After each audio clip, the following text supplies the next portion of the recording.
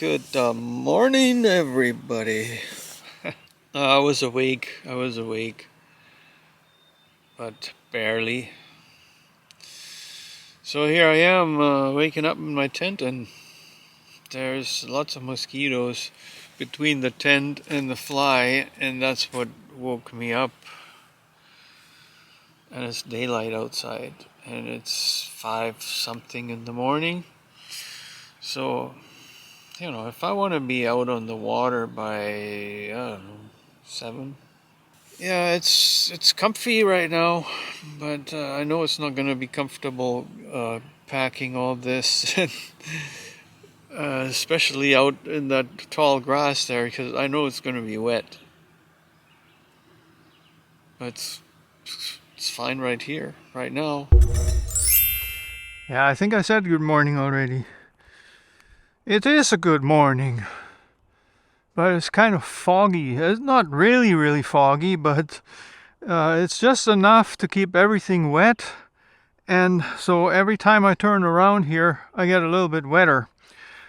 So what the plan is right now, I'm just gonna pack this and yeah, get the hell out on the water. There's so many mosquitoes here, I tell you. Once the sun comes up a little more, it's going to be fine, I'm sure. You know, I'm probably overdressed for that, but right now it's just perfect. As long as I can keep it semi-dry. Yeah, my camping spot, it looks just like nobody was ever here.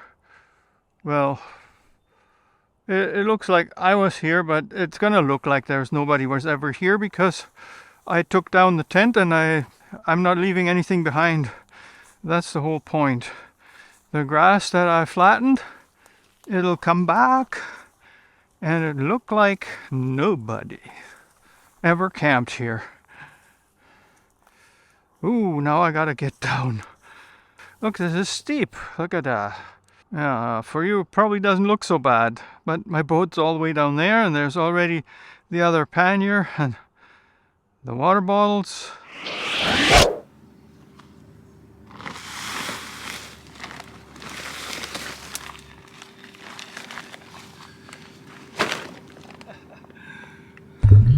Hey, this was a lot of work, to be honest with ya, but it was all so worth it.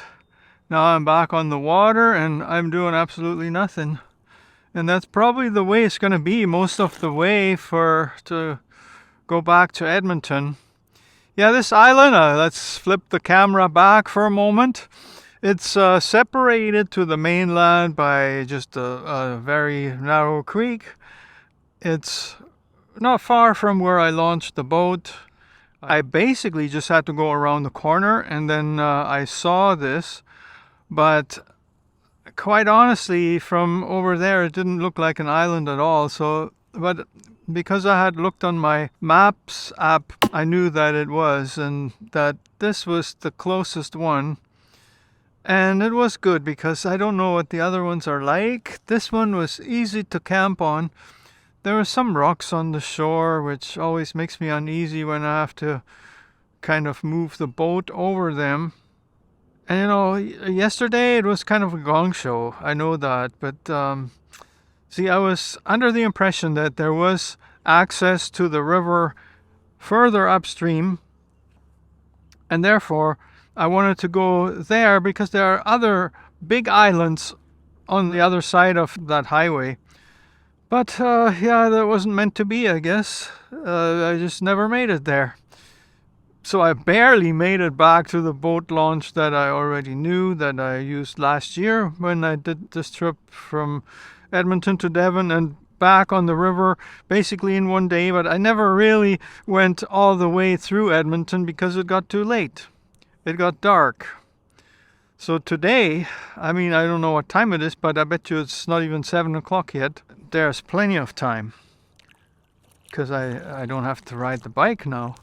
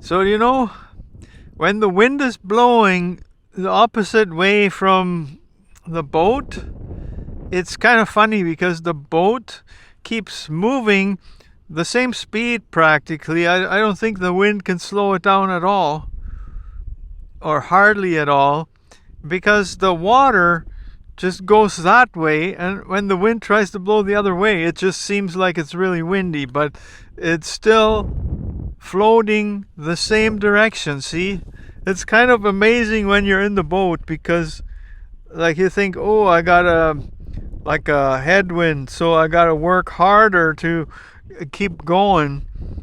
You know, you could tell that I'm a cyclist, but the water is going and I am on the water, so yeah, I don't have to lift a finger and I'm still moving.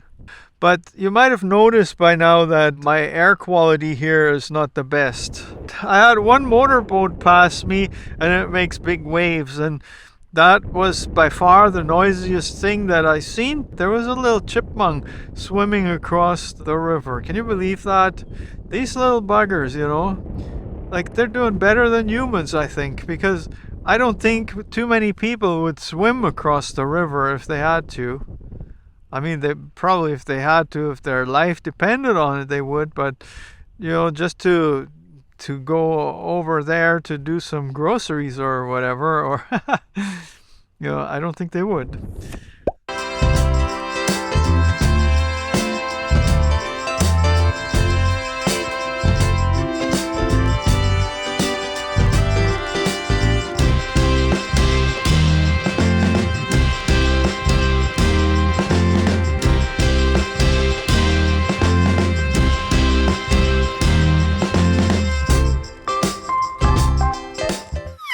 So I'm on dry land. It's an island. This kind of looks like the island that I would like to camp on last night. However, this would have been quite challenging because this part here where it's good for the boat, it's extremely soft, mucky. See? It's still the most beautiful place that I could imagine, and I decided to actually cook my lunch here. I have the stove, I have fuel for the stove, I have the extra water that I picked up. Like, I was considering to sit over there. I don't know what the situation is here. I'm sinking in quite a bit. When you go where it's wet, it's fine. See, there's a good place to sit. But then I have to bring all my stuff over here. Well, I guess if I could do this with the camera running, then I should be able to bring the stuff over here too. Yeah. Look at this. This is paradise. Now I can sit here, and I think that's what I'm going to do. I'm going to cook my lunch here. So I got it going. It's a little bit shaky on these tree trunks here, but that's okay. Like I'm just watching it and stuff. Just got the water going right now. See, I got the chili dynamite hot. Like it's like home. I could live here. I guess I could. It would take a while to adapt, of course. But yeah, it's a beautiful place. In the river. Imagine. Quiet here. The water's going all the time. There are beavers around, animals, but no predators for me.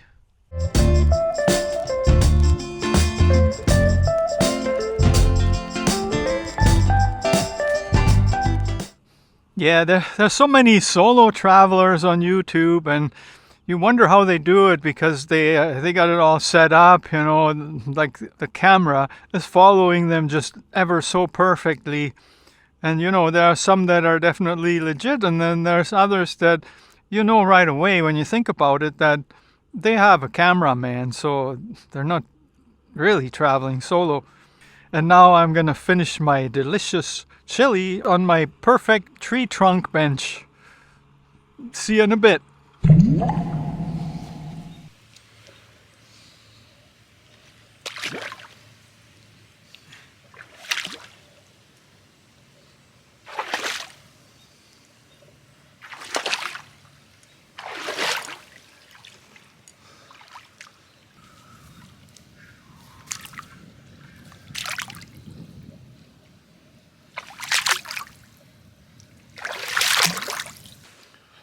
Challenges.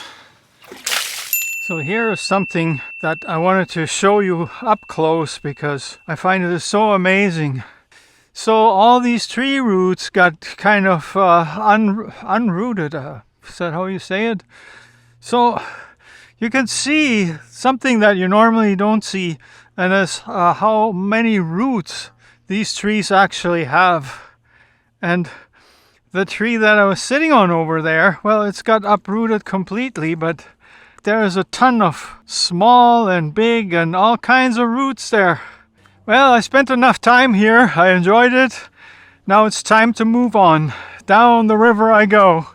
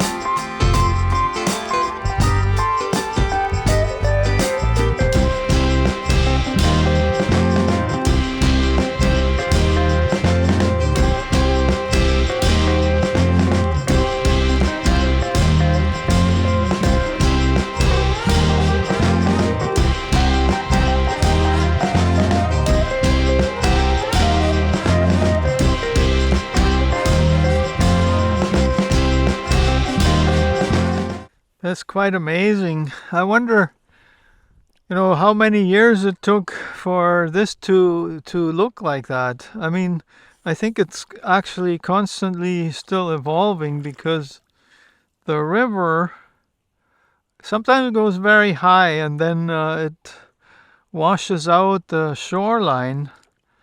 And then, more trees go down in the water and stuff. And over time, I would imagine the river becomes wider and wider.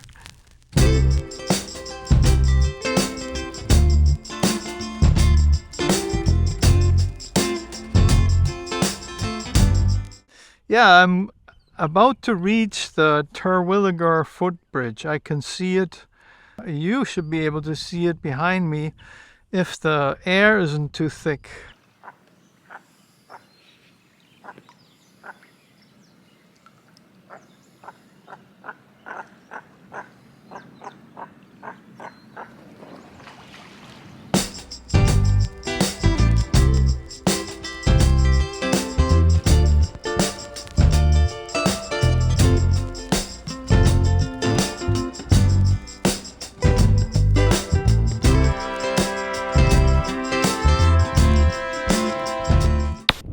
So what you see behind me, it's the Fort Edmonton footbridge. And this is actually the spot where I got out the last time when I did this Devon trip. When I did it all in one day, the riding the bike to Devon and then back here. Now this isn't nearly all the way home. This was just because I ran out of daylight that time. It's still quite a long ride home. I think it's about 18 kilometers or so. And I'm not sure if it's any shorter on the river. They call those the evil stairs. Not sure why. Nothing evil there.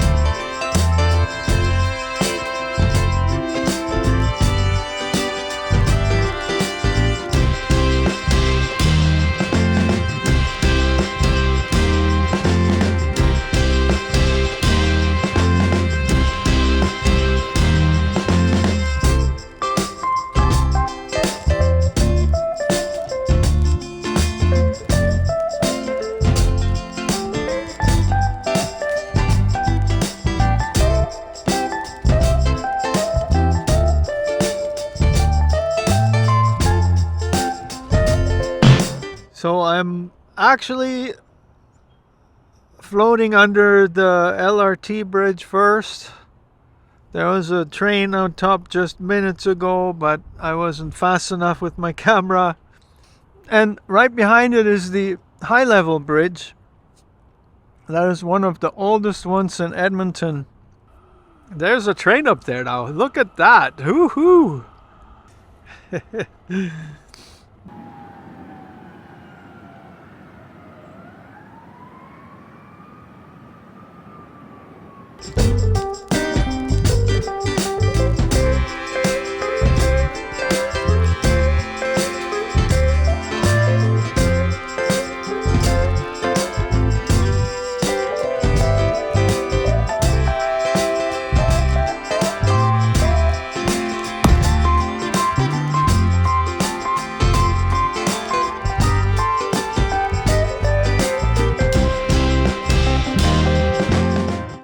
What you see is the James McDonald Bridge, and that's the exact place where I launched my boat the last time I did, and that's in another video, and I'll put a card up in the screen here. I may not have enough memory on my card to record all this, so whatever is missing from here on out, you can see it in that other video. Going under the bridge, yay!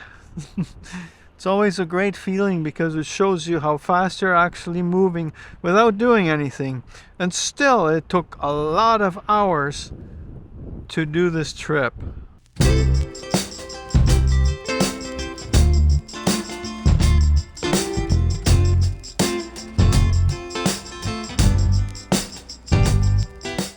So unfortunately, the air quality really hasn't been good for this trip. I gotta be honest with you, yeah, got a little bit of a headache, but nothing major, you know. I just think I need a little rest too tomorrow. Tomorrow's Saturday, so that's good. Lots of erosion happening this summer. I think we had some heavy rain that came all at once, and before that we had nothing. So the soil was dry, and then it got washed away, which is kind of weird. Well, I floated past the Dawson Park. The ramp was full of mud. That's probably because some truck with a boat brought it down there. Anyways, I didn't want to get all my stuff muddy, so I decided to go all the way to the Capilano boat launch, and well, that's quite far. So I'm just taking it easy right now because it's very calm here. There's no more wind. The wind died down. The sun is way up there still, so it can't be that late yet, but it feels like it. It feels like I've been on this boat forever, and I have been on this boat pretty much all day. I can't get over how much stuff is dumped at the riverbank here on this side. We'll say it once again. Thank you very much for watching. Give me a thumbs up, subscribe to my channel.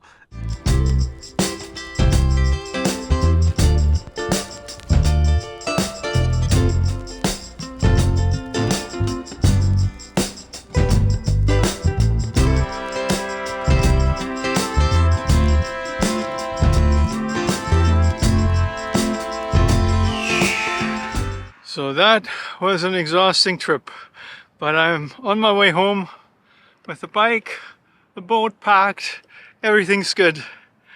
Awesome. See you in the next video.